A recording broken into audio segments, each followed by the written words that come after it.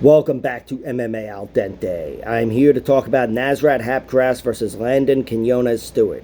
Landon's making his UFC debut. He is 7-1 as a pro. He was on the Ultimate Fighter this season and was tapped out in round one by Jason Knight with a triangle choke, but that doesn't go down as a professional fight. So he's coming in with a 7-1 record. The one loss is by decision to Muhammadjan Naimov, who is now a UFC fighter, after knocking out Jamie Malarkey. And that fight that he lost was a split decision again. So he's got a very pretty record on paper. He's 27 years old, 7-1 as a pro, and he's given up 1 inch of height to 28-year-old Haqparast, who is 14-5. Landon, he's got 5 finishes in his 7 victories, 5 via TKO, 1 via submission. And you could see when he fights, he is a really good striker. He's a southpaw. He throws great combinations, and it's not all power. This guy will mix up the lighter strikes, look like he's just trying to up the volume, and then he'll come in with the power. And sometimes even his power strikes are just leg kicks that he sets up with combinations.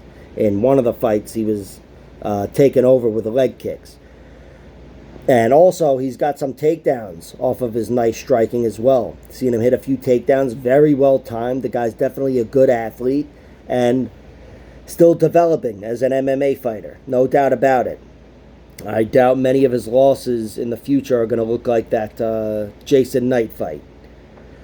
But that is the thing, he is not great on the ground. I don't think this is a fight where he has to worry about that. Nasrat Haqparast has 0 submission victories in his 14 wins. So even though I'm sure he's been training much like Stewart, and he's got skills that he's developed over time, certainly in the UFC, he's been in the UFC for years and years now. But I don't think it's going to hit the surface in this fight. This fight, if it ends, it's by TKO either way. Landon's never been knocked out. He was rocked at least once, though. The guy Gerald or Geraldo, whatever it is, Castillo, rocked him in that fight. And that, I believe, is his one decision victory, where Landon survived getting dropped. I think it was in round 1 or maybe early round 2, and he definitely just took over the fight, outworked him down the stretch, and outlasted the guy. He has also been maybe stunned once by this guy, Acevedo. I don't think he was stunned, though, but whatever, the commentators did. They were like, oh! I was like, I don't know. But regardless, in that fight, he survived, started outstriking the guy, hitting well-timed takedowns and everything else, and then eventually overwhelmed him and TKO'd him in round 3. Beat him up. He has good power in his punches. Again, he's got 5 TKOs, but they're not all round 1. I told you he just got the round 3 over Reginaldo Acevedo. He also got a round 2 finish in his last one, I believe, over Yemi Adewale. I think he was a character on Lost. But Landon Quinones Stewart, coming into this could be considered, of all the dangerous matchups that are probably going to result in a loss for him in the UFC, this is one of the more favorable dangerous matchups, just stylistically, because Nasrat Haqparast is not a guy that's going to run through him like Jason Knight did. Although if he does that, that'd be fantastic. That would be fucking awesome, seriously. Nasrat has 14 wins, 9 by TKO, 5 by decision. And his 5 losses come 1 by TKO, 1 by submission, 3 by decision. The TKO, which is really relevant here, was against Drew Dober. And it was a few years ago at this point. Nasrat looks healthy. The Dober loss I forgive, because Dober's one of the harder strikers in the world. Really dangerous guy. And Nasrat, again, he's 28 years old, and he's looked pretty damn healthy before and since. His 1 submission loss was in his debut, his MMA debut, a triangle choke, so it's like that never happened. And his decision losses are to Marcin Held, Dan Hooker, and Bobby Green. I think the easiest path to victory against Nasrat Haqparast is getting him down and holding him down, which I don't know. I don't think Landon Quinones Stewart has that in him. I know he's got some well-timed takedowns, and he's still developing as a fighter, but I'd like to think Nasrat Haqparast is going to be ahead of him, probably everywhere. Nasrat, like I said, he's got 5 decisions. I think they all come in the UFC, every one of them.